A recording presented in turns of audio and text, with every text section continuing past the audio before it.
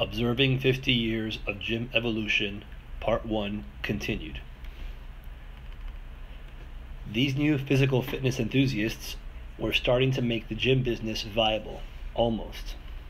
Making a living off a gym was, and still is, iffy. I stayed with a lifting friend, Bobby Hayes. He was a native of Los Angeles and knew all the in-places to train. We visited and trained in many gyms, but I will limit my discussion to just a few of the more famous. The first is Joe Gold's gym.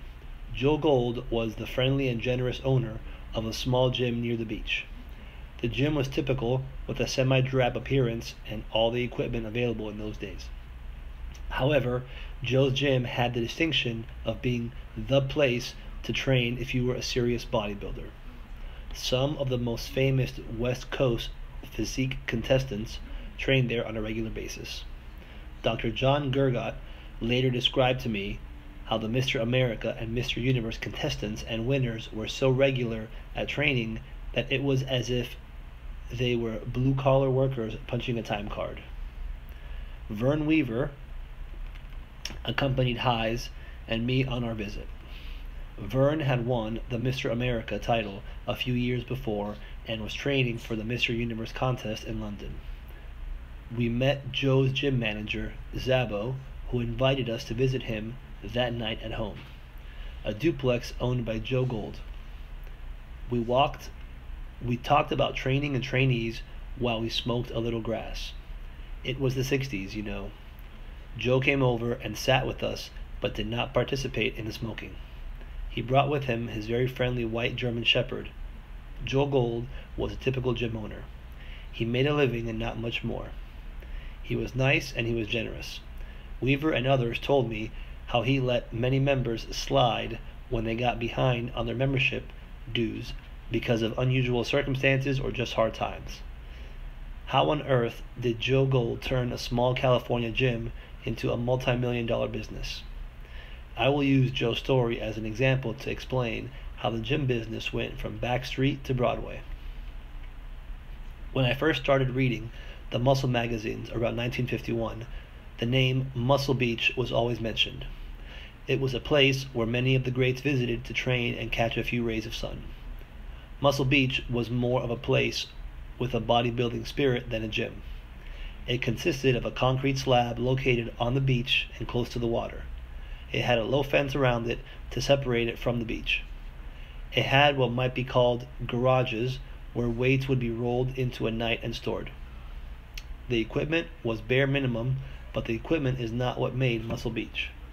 Muscle Beach was a place where champions and aspiring champions could gather to enjoy the energy created when zealots of like mind gathered together. It was a place where you could go to train with some of the West Coast's top physique and power trainers. It was a place to learn from watching, and usually there was someone willing to provide a little inside information about how to train. You had the opportunity to show off your physique or strength to others, and you would always leave with visions of sugar-coated barbells dancing in your head. A special place where special things happened. The X Factor. It was the same special something that was present in the York gym. A serious weight trainer will find these places and thrive. Bill Pearl was one of the biggest names in bodybuilding during the 60s. He was also one of the nicest superstars that I have ever met. A real gentleman. Bill reminded me of John Grimmick in this respect. While training at Bill's gym, I asked if I might train with him. Sure, he says, in a manner that put me at ease with this bodybuilding icon. A few mornings later, I showed up at this gym long before sunup. Bill trained early every morning. The gym was spacious and well equipped, and it had a couple of extra amenities. There was a sauna, which most gyms sported, and a swimming pool that you could dive into when you were finished sweating. There was a snack bar that served up great smoothies. As with Gold's Gym and Muscle Beach, the energy was the intangible that made the gym popular. The floor was covered with large, heavy-duty rubber mats. While I tried to follow Bill through his workout, remember, I was an Olympic lifter and not a bodybuilder, he would vacuum the rubber mats between sets with a few other trainees helping. After the workout, I asked him why he trained so early. He replied, "Now I have the entire day to myself, and I don't have to worry about when I'm going to get in my training. Also, my energy level is at its peak in the morning." I never forget those words, and I always get my training in as early as possible. Bill seemed to be fairly prosperous.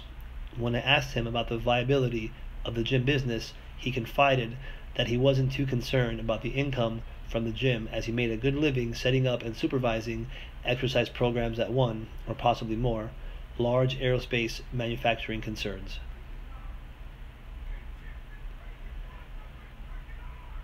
Dennis Tinerino told me an amusing story about training at Pearl's gym. Another characteristic of real gyms in those days, they had gym rats. Gym rats were not of an animal nature, but rather trainees who were dedicated but economically challenged. They were willing to live in the gym so they could train with limited funds. They would train, shower, go out to eat, hang around the gym all day, and then sleep on an abdominal board at night. Dennis was a gym rat for a time at Pearl's gym. Dennis was dedicated but with limited funds. His dedication paid off as he eventually won the Mr. America title. Dennis said that he would sleep on the abdominal board that happened to be located under Bill's bathroom. Each morning, Bill would get up and go to the bathroom, and a short time later, he would descend to the gym to train. When Dennis heard Bill in the bathroom, he would get up and prepare for his workout with Bill. All was fine until Bill happened to get up in the middle of the night and use the bathroom. Dennis jumped up and got dressed, ready to train. He waited and waited. Finally, he looked at the clock and found that it was several hours before the usual training time. Perhaps too much watermelon for Bill the night before. Being a gym rat wasn't an easy life. In 1969, I entered my final nationals competition that was held in Chicago that year. I had left York a few months earlier to return home to the Texas Gulf Coast for personal reasons, primarily family concerns. After lifting in the 242-pound class at the Nationals, I stood on stage in the wings watching the heavyweights lift. I found myself standing next to Arnold Schwarzenegger. Arnold had been scheduled to be a guest poser. He was just making a big name for himself in America.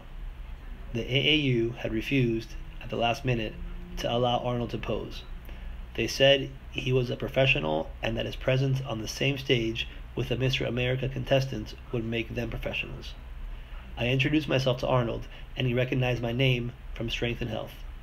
We had a short but pleasant conversation. I told him that I thought the AAU's ruling was ridiculous. Arnold said it's not fair. This is why the AAU will go under and Joe Weider's organization will thrive. He was right. Archaic attitudes. Then, archaic attitudes now. When I returned home to Texas, I suddenly realized that there was a recession in full bloom and jobs were difficult, if not impossible, to find. I opened a gym to have an income, a meager income, I was to find out. Gyms in those days were tantamount to hard work for low wages. There may have been exceptions, but not many. I was proud of my gym, particularly how trainees were supervised and the results they experienced. The gym was spacious and had all the equipment of the day, which meant that the machines consisted of leg extension curl, a vertical leg press, toe raise, lat machine, pulleys, and exercise bikes. Of course, there was the usual assortment of dumbbells, barbells, incline, decline benches, sit-up boards, chinning and dip bars, a lifting platform with several Olympic bars, a squat rack, and power racks. We had a dry sauna and a large whirlpool. We also sold food supplements and sweatsuits. Men trained Tuesday, Thursday, and Saturdays. Women trained Monday, Wednesday, and Friday. We had a babysitter for the children during the day. Without this, our women's membership would have suffered immeasurably. We were open from 10 a.m. to 8 p.m. and closed Sunday. I was, and still am, proud of our training system. We only had a few hundred members at most, but each progressed as if each had a personal trainer. Here is the story of how our training routine developed and a brief description of the program. Old members still stop me and say, "I have never experienced better results than when I trained at your gym." Personal trainers have taken the place of the employee that closely supervised members. Now, managers spend all their time selling or hustling memberships on the phone. This is how our personalized service evolved. I was in the process of building and equipping my gym when Bill Starr called and asked if I could come to see him in Maryland. Bill and I had the idea that we could make our fortune in the health food business. We had formulated a prospectus that contained details regarding estimated sales, expenses, financing needed, etc. Bill had found possible financial backing. 2 recently graduated Harvard business majors were sure they could make it big in the venture capital business. We met with them, and we ended up coming in second on a long list. 2020 hindsight suggests that second place was better than winning. While I was there, we visited the local gym where Bill trained. I was interested in some details about how to run a gym. I knew how to get strong, but running a gym was a different animal.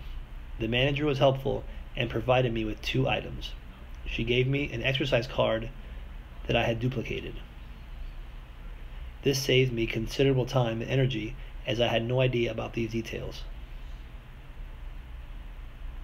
The next item was the most important and the one that I remember to this day when training people.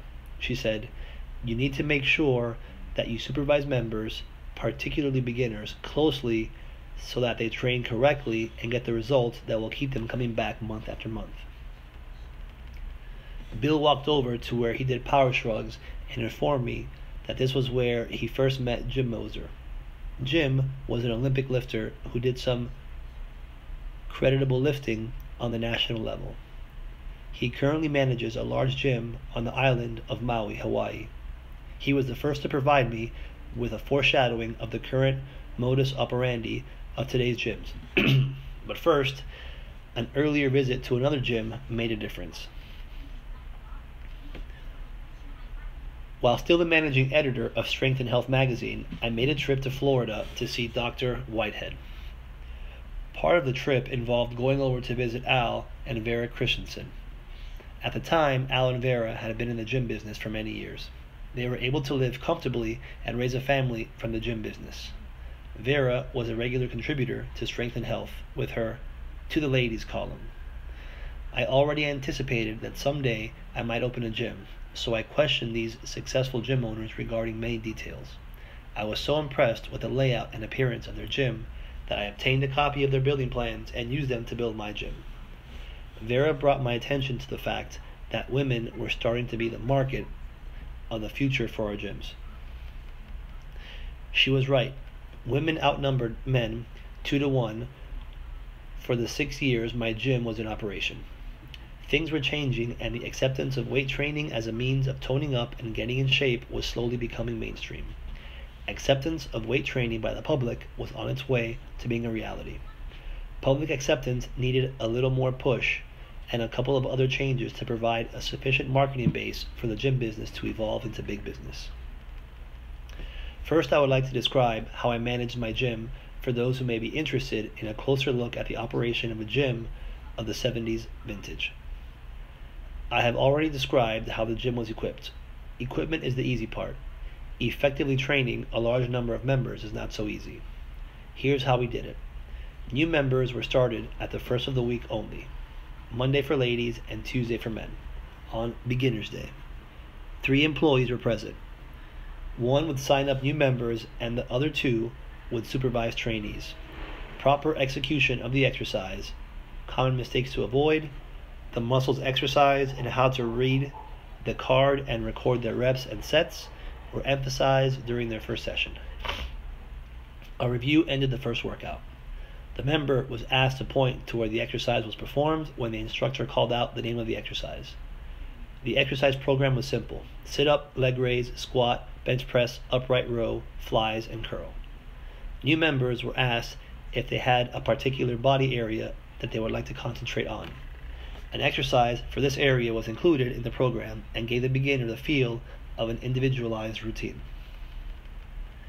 The importance of how to record their reps, the weight used, the date they trained, and what they weighed before the exercise session was emphasized. If there were several new members, then the second employee would take the new member through their paces. If it happened to be a busy day, the person signing up new members would start the last member to help keep the process flowing. Starting new members only at the beginning of the week gave us a chance to get them familiar with the system, and so that they would not need much supervision the following week when employees were busy with other beginners. The remainder of the week, 2 employees would be on the floor during busy time, the time when most of the members trained. For women, this was 10 to 12. For men, this was 4 to 6. Beginners were watched closely with the help usually being required. This allowed 1 employee to watch the other trainees and offer instruction or answer questions when needed. Programs were changed every 6 to 8 weeks, and this was done on the last training day of the week. When the exercise floor began to get too crowded, we would not sign up new members unless they could exercise at the time other than the busy time. This helped us provide better supervision, and our regular members appreciated this policy. Taking care of our current members in this way seemed to make us special with them. Not bad for public relations. My good friend Homer Brennan from Dallas gave me a very helpful hint before I ventured into the gym business. He had managed a successful gym in the Dallas area. He told me to have each member bring their exercise card to you, or another employee, before they started. This I did, and it was invaluable for giving each member a feeling of personal service. I could look at the card and see how regular they had been training. I see you missed last week. Everything okay? You might want to do just 2 sets today instead of 3. This is a sample of dialogue that took place. I could also look on the card and check their body weight. We had a sample diet based on the low carbohydrate theory that had been prepared by Dr. Whitehead for the Christiansens. Checking attendance, body weight, and the details of their training program didn't take but a minute or 2, but provided an immeasurable degree of personal attention that members appreciated. When members came in to train, they pulled their exercise cards, and when they finished, they put them in another box for us to file. Filing these cards at night helped us to keep a feel for the members and their progress. Before moving on to discuss the dynamics responsible for catapulting of the gym business into the mainstream of contemporary life, I want to mention how much I learned from training individuals with diverse physical backgrounds. Businessmen who couldn't do an unweighted squat, housewives that had to sit down because they were so tired from walking from the parking lot, teenage athletes, and dyed-in-the-wool power trainers all came expecting results. They got their money's worth, but I was the winner with all that I learned, an education that only creative problem solving could provide.